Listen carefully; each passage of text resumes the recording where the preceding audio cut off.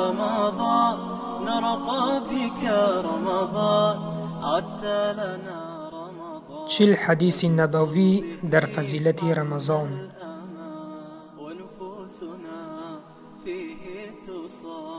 به نام خداوند بخشنده و مهربان.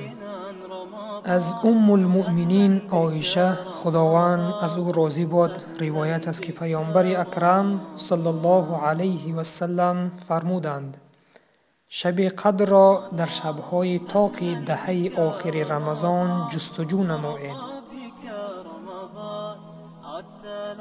شب قدر در شبهای طاق 10 روز آخر ماه شریف رمضان است. جستجو نمودن شب قدر و با عبادت مشغول شدن در 10 شب آخر ماه رمضان سنت پیامبر صلی الله علیه و سلم است و کسی که شب قدر را دریابد، چنانی که خداوند می فرماید شب قدر بهتر است از 1000 ماه.